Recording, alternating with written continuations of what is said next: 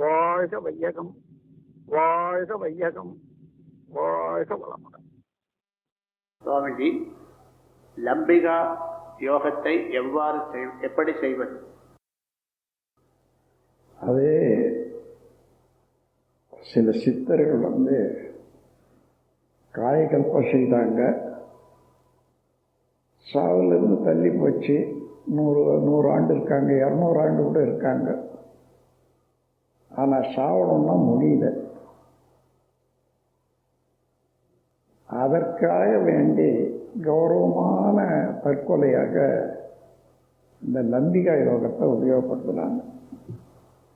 லம்பிகா யோகம்னா நாவமடக்கி மேல் வாசல் நளினம் அது இருந்த அருள்வாயே என்று சொல்கிறாங்களே, அந்த மாதிரி நாவை மடக்கி ஒரு சுவாசத்தை ரெண்டுலேயும் ஒரு மாதிரி அவ்வளோ அழகாக ஒழுங்காக விட்டுட்டு வந்தால் 1 வருஷம் 2 வருஷத்துக்குள்ளாக அங்கே ஒரு தேன் சுரக்கிற மாதிரி ஒரு இனிப்பு ஸ்மரணையற்று போகும் உடலில். அந்த மாதிரி நிலை வந்தால் 1 மணி நேரம் இருக்கும், 2 மணி நேரம் இருக்கும். அப்புறம் 1 நாள் இருக்கும், 2 நாள் இருக்கும், 3 நாள் கூட இருக்கும்.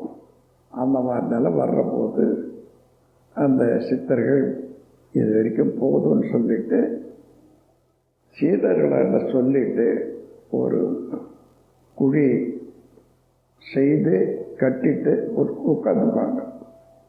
அவங்க இந்த லம்பிகா யோகத்தில் இருந்து ஸ்மரண தப்பி போகும்போது சில குறிகளெல்லாம் இருக்கும். மற்றவங்களெல்லாம் மண்ணை தள்ளிட்டு சொல்லுவாங்க. இதுதான் ஒரு கௌரவமான தற்கொலையாக வச்சுட்டு இருந்தாங்க. வாழ்க வளமுடன். தெரிந்து கொள்ள வேண்டியது அவசியம் இல்லை.